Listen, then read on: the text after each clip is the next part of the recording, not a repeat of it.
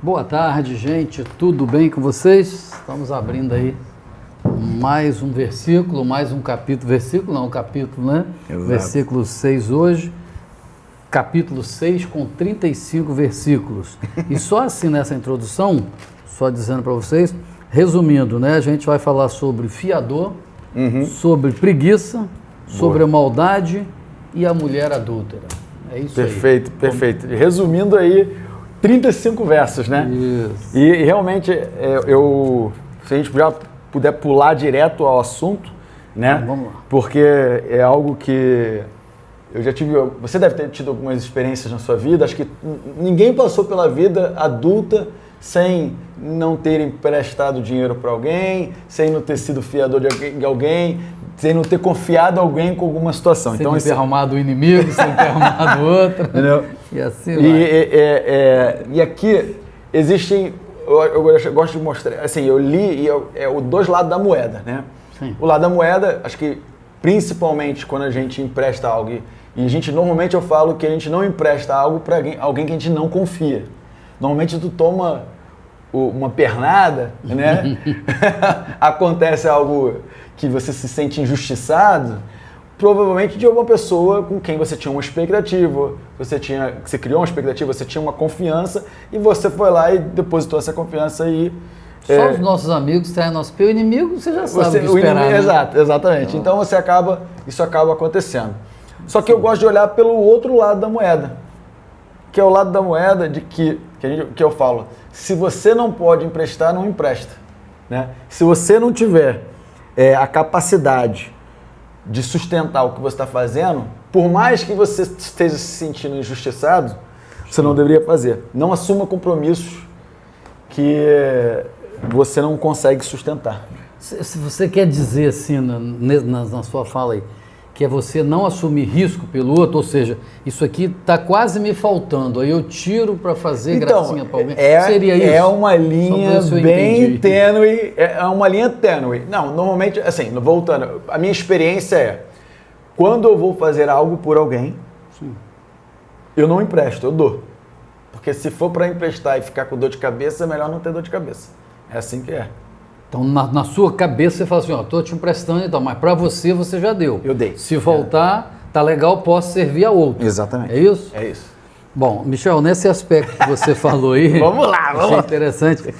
Quando fala de fiador, eu queria que você falasse bem aí do fiador, porque depois eu quero dar uma puxada para pegar um fiador maior aí. Entendi. Combinado? Então filho, se você serviu de fiador do seu próximo, se com um aperto de mãos empenhou-se por um estranho e caiu na armadilha das palavras que você mesmo disse, está prisioneiro do que falou, ou seja, você está responsável. Então, meu filho, uma vez que você caiu nas mãos do seu próximo, vá e humilhe-se, insista, incomode o seu próximo, não se entregue ao sono e não procure descansar. Livre-se como a gazela se livra do caçador, como a ave do laço que pode prender.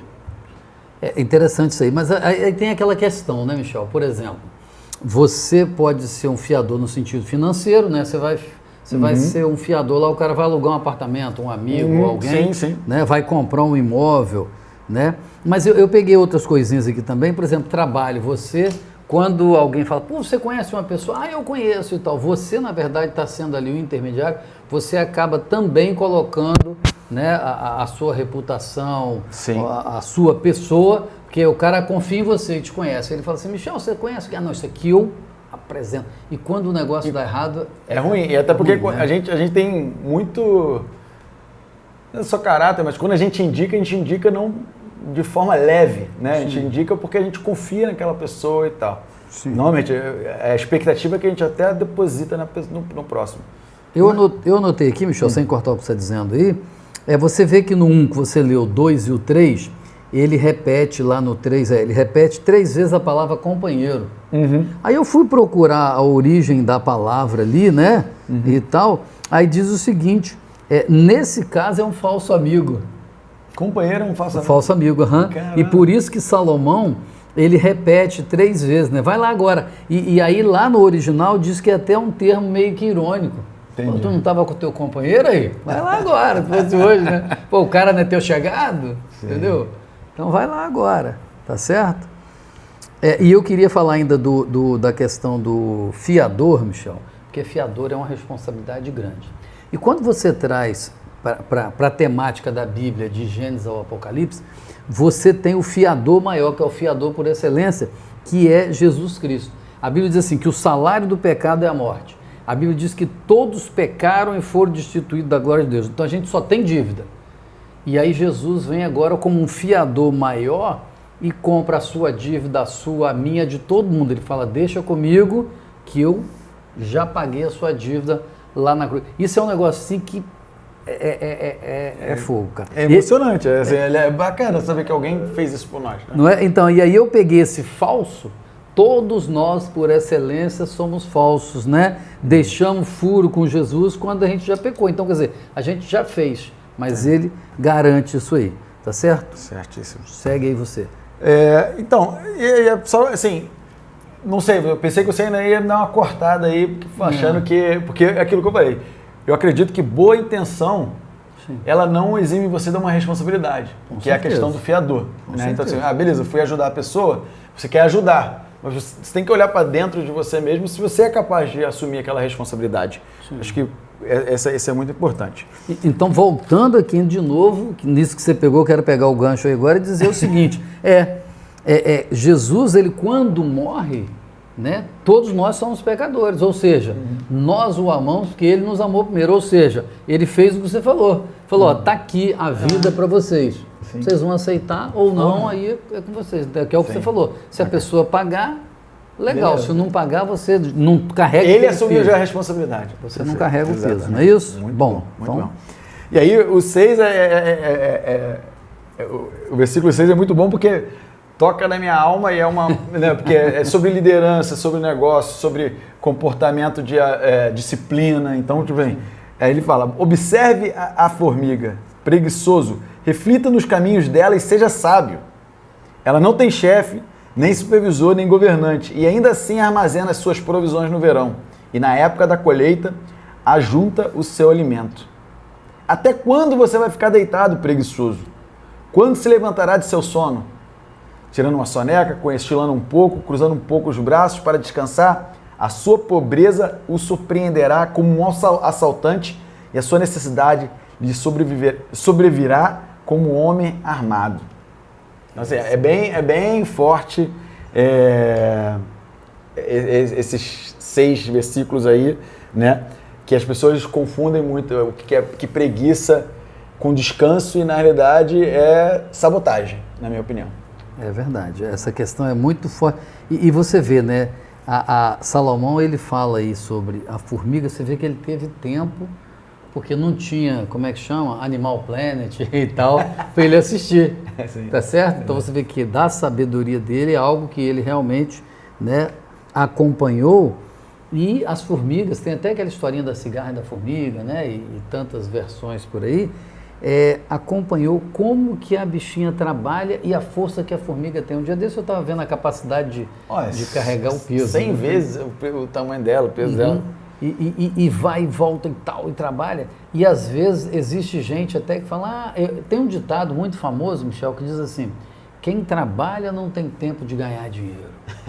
Cara, eu não sei se as pessoas confundem, porque o que produz o dinheiro é o trabalho. Agora, o que a pessoa pode confundir pode ser o trabalho mental, né? O trabalho de tempo, acho que isso é muito o braçal, na questão do investimento do seu tempo, né? Porque, exatamente, assim, é óbvio que o trabalho faz parte do propósito humano, não tem como não trabalhar.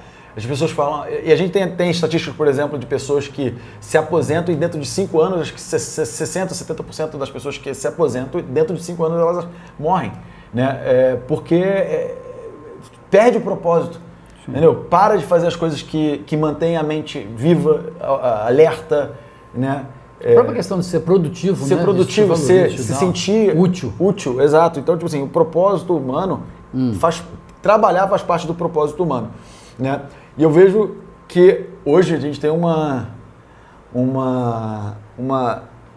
sim, a forma que a sociedade se apresenta com a tecnologia está gerando várias eras, né? Pessoas diferentes, de eras diferentes, com entendimentos diferentes. Então, A tecnologia, ela traz uma maneira, talvez, de trabalhar, né, que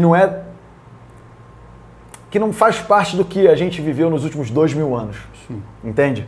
Então, quando você cita essa frase, que quem trabalha muito não tem tempo, na verdade, eu leio essa frase, eu percebo essa frase, que eu falo de vez em quando essa frase, é que nós temos que trabalhar de forma inteligente.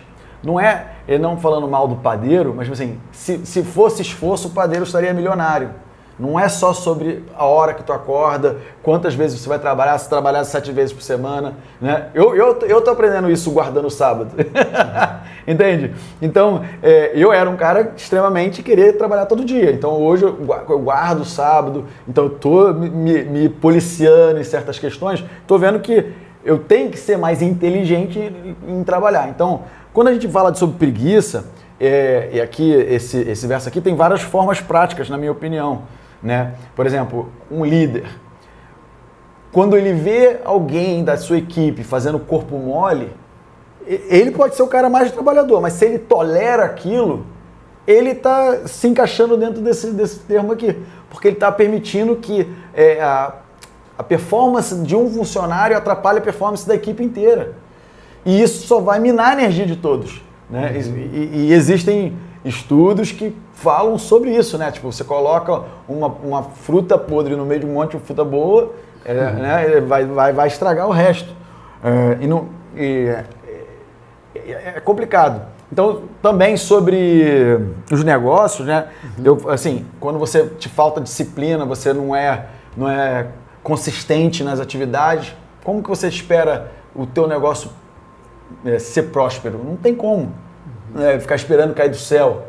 E na vida pessoal eu vejo muito, e ajudo muitas pessoas. Tem um livro chamado O Segredo da Produtividade, que ajuda você a eliminar um pouco essa preguiça que ele cita aqui, que é onde as pessoas ficam só apagando o incêndio, porque elas não sentam para se organizar, para ser disciplinada, porque elas têm preguiça de se organizar em algum momento, de determinar o que é prioridade e o que não é prioridade.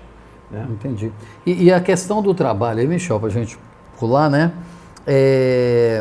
Advertência contra a preguiça, lá no Jardim do Éden, Deus já falou com Adão e Eva, né? Adão tinha lá as atividades, que era cuidar do jardim, vigiar, você vai vigiar e cuidar e tal. Tinha que plantar no solo, né? Tinha que fazer e etc. Depois da entrada do pecado, a coisa ficou um pouquinho mais complicada, porque aí já tinha que ser no suor do rosto, para comer o pão. Tá certo? Mas uma coisa me chamou a atenção aqui, né? Porque ele faz a pergunta, preguiçoso, até quando você vai ficar deitado, cara? Porque tem gente que fala assim, coisa simples, eu queria comprar uma bicicleta, eu queria comprar uma moto. Não, meu sonho é ter, mas não produz, não faz, só fica deitado ali e tal. Quer dizer, quando é que você vai acordar para a vida, não é isso? E a questão que você leu sobre o ladrão, né? Assim sobrevirá a tua pobreza como um ladrão e a tua necessidade como um homem armado. Quer dizer, aquele susto que você leva, passou a vida inteira. Exato, e é aquilo que a gente já falou nas outras aulas, né? Tipo assim, o que você está fazendo hoje, essa preguiça de hoje vai te custar algo no futuro. E esses versos aí falam isso. E ele fala assim, rápido. Por quê? Porque quantos anos já passaram e hoje nós já estamos aqui em 2026, você olha e fala, caramba. Exato. E chega mesmo, né? Chega mesmo. E aí, a gente, vamos ao 16, que eu não precisa se aprofundar, mas eu gostei muito da listinha, né, que ele criou, que não é sobre um pecado muito grande, né? Eu gostei muito que Deus leva muito a sério quem gosta de gerar conflito, certo. Quem gosta de criar quizumbinha, uma fofoquinha, etc. Aí ele fala que há 6 coisas que o Senhor odeia, 7 coisas que ele detesta. Olhos altivos, língua mentirosa, ou seja, mentira, mãos que derramam sangue inocente, maldade, né, briga, matar, coração que traça planos perversos, você no seu intuito aí, pés que se apressam para fazer o mal, testemunha falsa que espalha mentiras e aquele que provoca discórdia entre irmãos. Então você vê que aquele que semeia discórdia entre irmãos é a 7ª. É a 7ª. E a 7ª é que ele diz o quê? Ele detesta. Só uma abomina, detesta. Todas as coisas ele aborrece, ele fica chateado com isso. Exato. Mas aquele que semeia contenda entre os irmãos, esse é o... Por quê? Porque é o cara que é falso, fala uma coisa contigo, fala com o outro ali e arruma confusão para tudo que é lado, né? Sim, assim, a pessoa que faz isso não tem caráter. Sim. Porque o cara que tem inveja, Michel, que é os olhos altivos aqui, vamos falar de cada um rapidinho, né? Ele tá inativo, ele tá, assim... Ele tem, mas ele está prejudicando a si próprio. A si próprio, exato. O outro camarada da língua mentirosa, que é o mentiroso, rapidinho ninguém descobre que o cara, né, tá ali mentindo. O outro que derrama sangue, mata, daqui a pouco vai preso e tal. O que trama projeto lá, ele está tramando contra os outros, mas vai acabar com ele mesmo. E o que se apressa para fazer o mal, tudo bem. Mas o cara que semeia contenda, ele consegue, você vê que ele consegue estar no meio de todo mundo. Te dá a mão aqui, dá a mão pro outro, dá a mão lá e tal, e vai só... Fica enganando você, né? E parece que para a pessoa chegar nesse ponto, você tem que depositar uma confiança nessa pessoa. Exatamente. Eu acho que aqui, chamando de irmão, o carioca gosta de chamar as pessoas de irmão, né? mas tipo, eu acredito que ele quer dizer isso. Sim. Imagina, aquele que provoca discórdia entre irmãos, né? Ou seja, aquele que semeia o mal, né? Penso dessa forma. Ok. Né? E aí, o restante desse capítulo volta muito sobre advertências contra o adultério, falando sobre o que não fazer, assim, em relação... A gente já falou isso em outro vídeo, eu não quero prolongar muito. Isso. Acho que a parte que eu queria tocar no assunto é só reforçar aqui do 30 ao 34, é que o desejo, ele escraviza, entendeu? Tipo assim... O desejo não controlado, ele escraviza, isso que eu quero dizer. Sim. Entendeu? Porque é o que ele está ali, ó. O ladrão não é desprezado se faminto, rouba para matar a fome. Contudo, se for pego, deverá pagar 7 vezes o que roubou, embora isso lhe custe todo o que tem em casa. Mas aí ele vai. Mas o homem que comete adultério não tem juízo. Todo aquele que assim procede, a si mesmo se destrói. Sofrerá ferimentos e vergonha, e a sua humilhação jamais se apagará, pois o ciúme desperta a fúria do marido, que não terá misericórdia quando se vingar. Sim. Ele não aceitará nenhuma compensação, os melhores presentes não o acalmarão. Ou seja, e aquilo você falou já no último vídeo, né, que Salomão tem muita experiência com isso. Sim. Ele fala, não adianta tu oferecer os melhores presentes do mundo, né? Imagina, o ouro, o que quer que seja, que quem sofreu o adultério, o marido não vai querer matar. A vingança, né? Ele que perdeu os irmãos lá por causa disso ainda. Exato. Legal. E só pegando aqui o versículo 26 que você passou, que leu, né, inclusive, ele diz assim, ó, não te deixe prender com as suas olhadelas, né? Que é aquela olhadela e tal, aquela piscadinha. Por uma prostituta, o máximo que se paga é um pedaço de pão. E a adúltera anda à caça de uma vida preciosa. Me parece aqui, Michel, que essa adúltera, só um entendimento, né? É um amante. Porque todos os dois estão errados, né, gente? Vamos combinar que não precisa falar isso. Mas a pessoa vai numa prostituta ou alguma coisa assim, pagou, acabou, não tem relação, não tem nada. Né? Assim. Sim. Mas a adúltera não, a amante não.